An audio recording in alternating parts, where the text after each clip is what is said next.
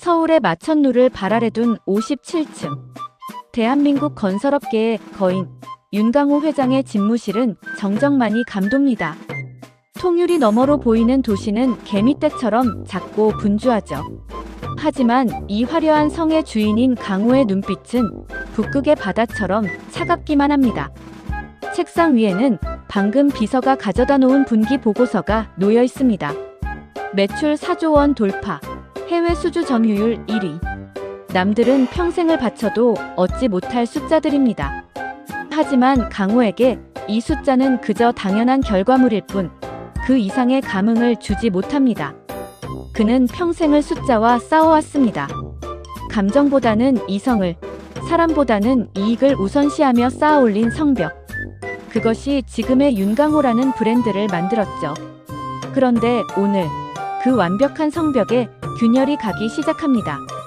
아버지, 드릴 말씀이 있습니다. 34세 아들 도연입니다. 부드러운 인상이지만 오늘따라 그의 눈빛엔 평소 보지 못한 단호함이 서려 있네요. 강호는 서류에서 눈을 떼지 않은 채 묵직하게 입을 뗍니다. 말해라. 3분 주마. 결혼하고 싶은 여자가 생겼습니다. 대한은행 강남 지점에서 일하는 이서윤 대리입니다.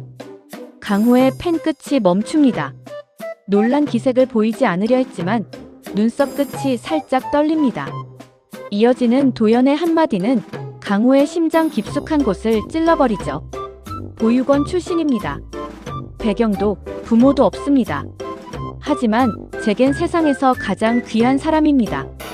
뭐라고? 강호의 목소리가 한 옥타브 낮아집니다. 이건 경고입니다. 평생 가문의 명예와 격을 강조해온 그에게 아들의 폭탄 선언은 수치이자 배신이었죠. 강호는 자리에서 벌떡 일어납니다. 의자가 뒤로 밀리며 날카로운 마찰음을 냅니다. 내가 지금 제정신이냐? 우리 집안이 어떤 곳인지 몰라서 하는 소리야? 부모도 없는 아이를 며느리로 드리겠다고? 시대가 변했습니다, 아버지. 저는 사랑하는 사람과 함께 행복하고 싶습니다. 행복?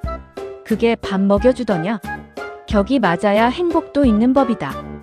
강호의 사유호가 집무실을 가득 채웁니다.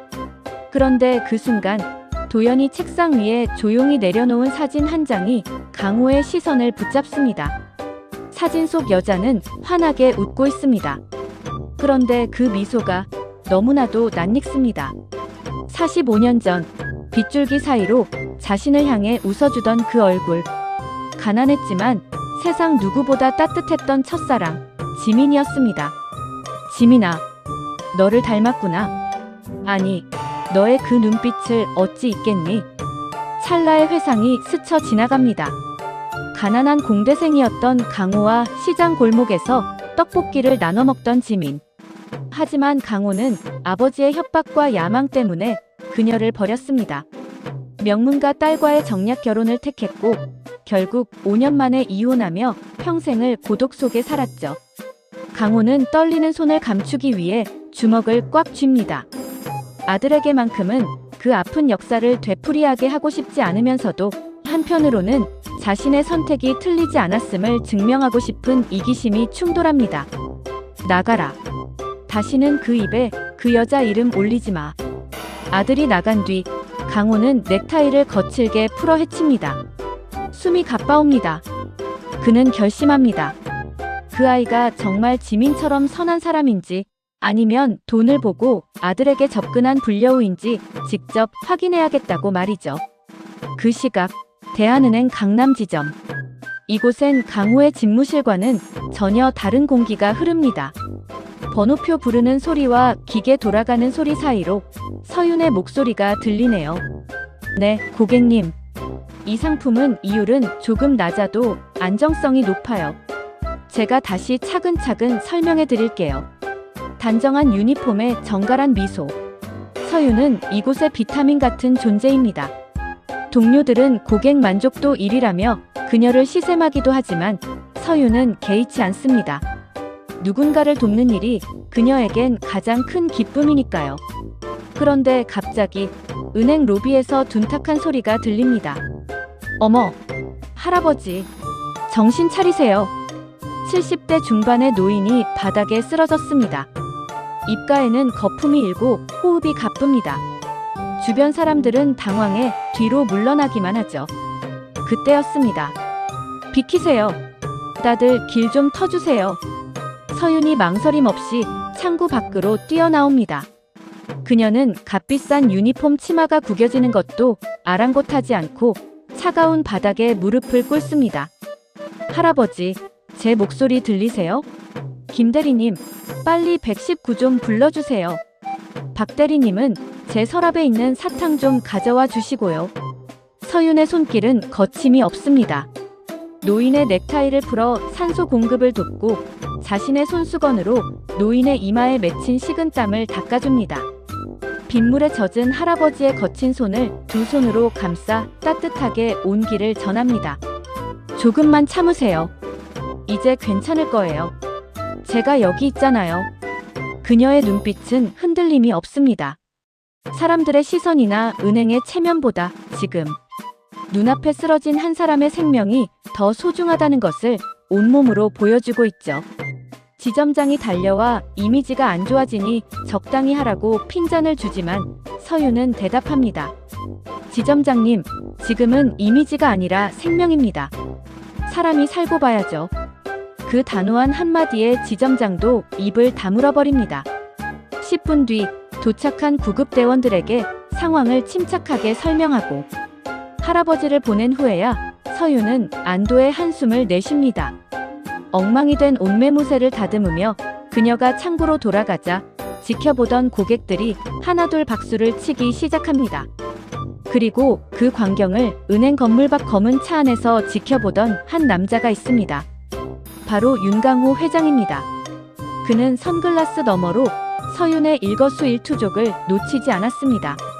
강호의 가슴속에서 묘한 일렁임이 시작됩니다. 아들이 말한 따뜻한 사람이 바로 저런 모습이었을까요? 하지만 그는 곧 고개를 저으며 차갑게 중얼거립니다. 보여주기 식쇼일 수도 있지. 세상은 그렇게 호락호락하지 않아. 강호는 비서에게 나직하게 명령합니다. 준비해라. 내일 오전 가장 허름한 옷으로.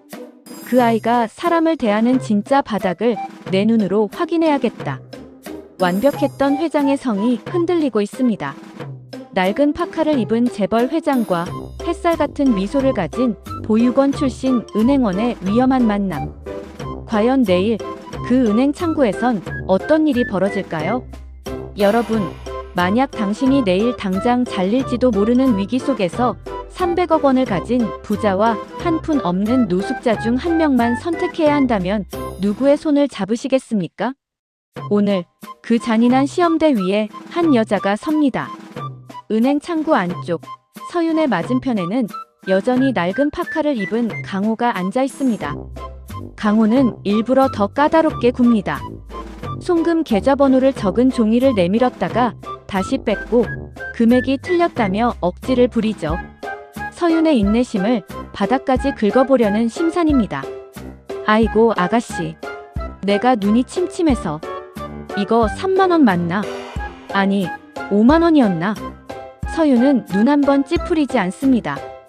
오히려 돋보기를 챙겨주고 강호의 떨리는 손을 가만히 잡아주죠. 괜찮아요 어르신. 천천히 하셔도 됩니다. 제가 기다릴게요. 그녀의 목소리는 봄바람처럼 부드럽습니다. 강호의 가슴속에서 차가운 의구심이 조금씩 녹아내릴 때쯤 사건이 터집니다. 지점장님, 박 회장님 오셨습니다. 로비가 발칵 뒤집힙니다. 연 매출 수천억을 자랑하는 VIP 박 회장이 등장한 겁니다. 지점장 최상길은 마치 왕을 맞이하듯 버선발로 뛰어나갑니다. 그의 눈에 비친 박 회장은 걸어다니는 보석함 그 자체였죠. 하지만 문제가 생깁니다. 박 회장이 전담 직원으로 서윤을 지목한 겁니다.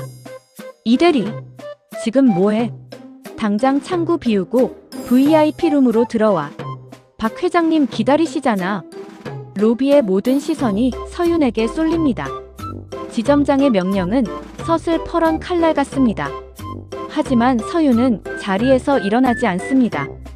그녀는 강호가 내민 꼬깃꼬깃한 10,000원짜리 3장을 정성스럽게 펴며 지점장을 올려다봅니다. 지점장님, 죄송합니다. 지금 상담 중인 고객님이 계십니다. 이 업무부터 마무리하고 가겠습니다. 순간 은행 안이 얼어붙습니다. 지점장의 얼굴은 숯불처럼 달아오릅니다.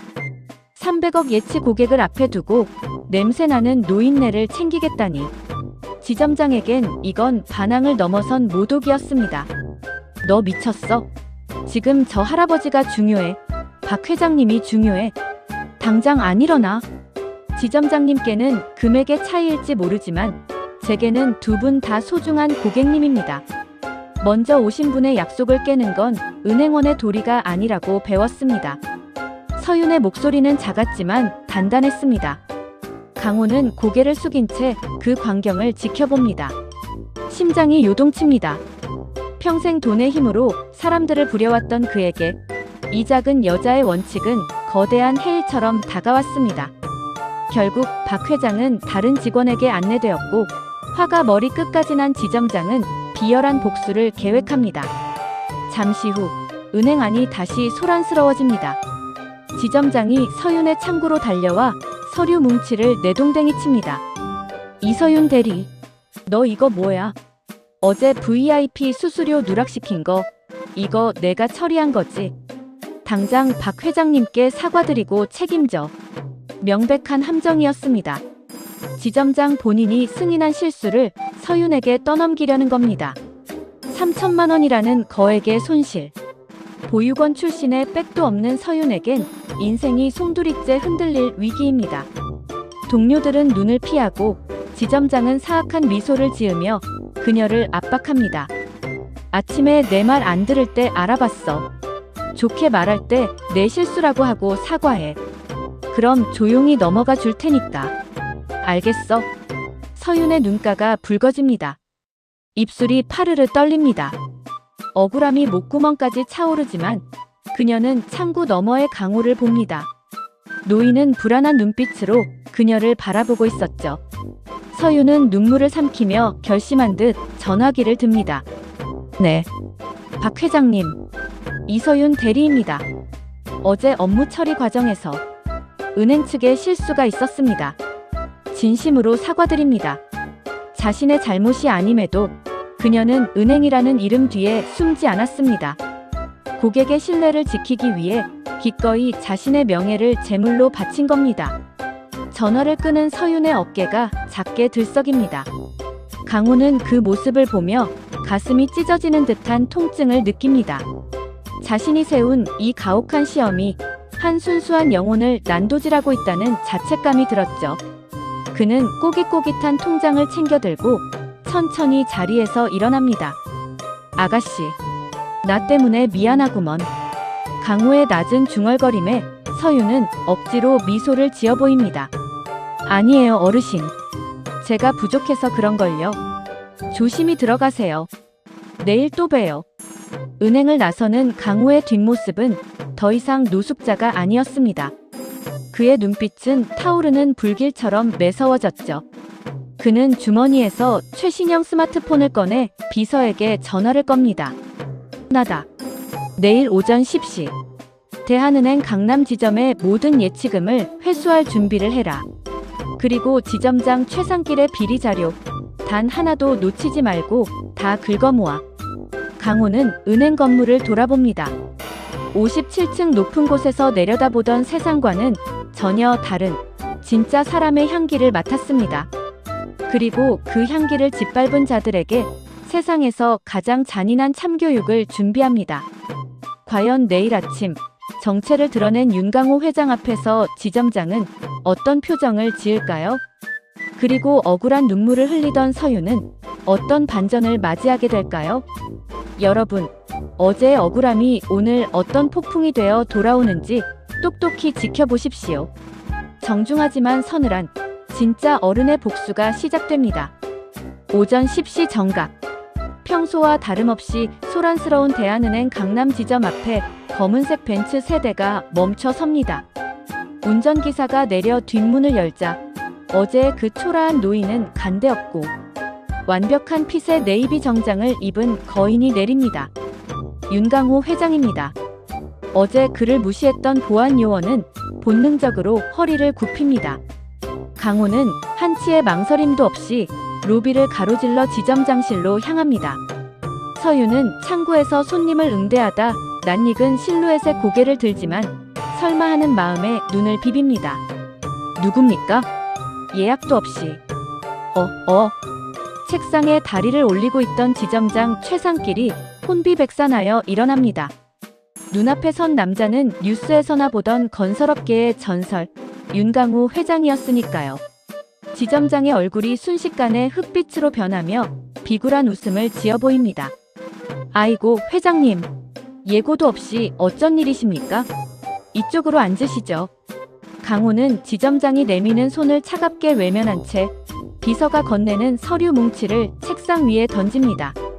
최상길 지점장, 이 지점에 예치된 내 개인 자금과 우리 그룹사 운영 자금 합쳐서 7,500억 원이다.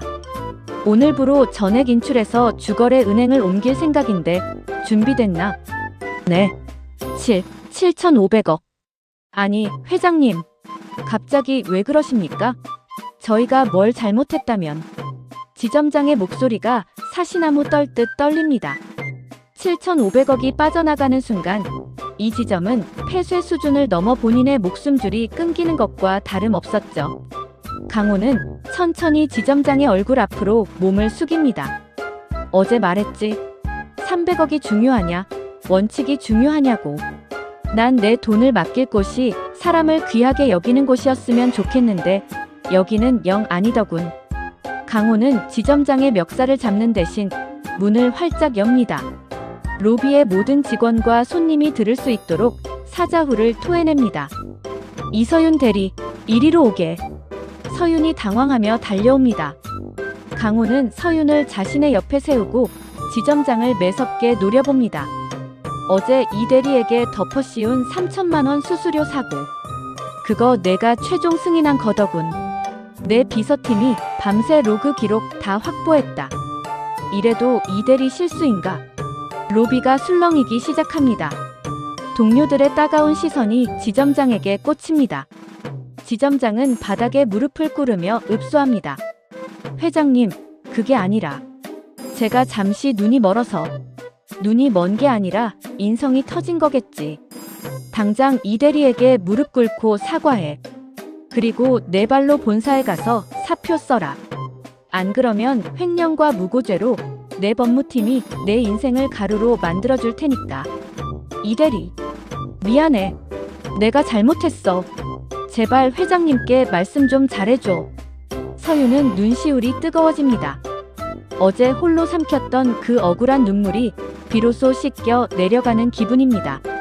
하지만 서윤은 지점장의 사과보다 자신을 지켜준 이 낯익은 회장님의 정체가 더 충격적입니다. 어르신. 정말. 그 어르신 맞으세요? 강호는 서윤을 보며 처음으로 환하게 웃습니다. 어제 그녀가 건네준 박하사탕을 꺼내 입에 넣으며 말하죠. 아가씨가 그랬지. 지금은 이미지가 아니라 생명이라고. 그 말이 내 얼어붙은 심장을 살렸네. 고맙네, 이서윤 대리.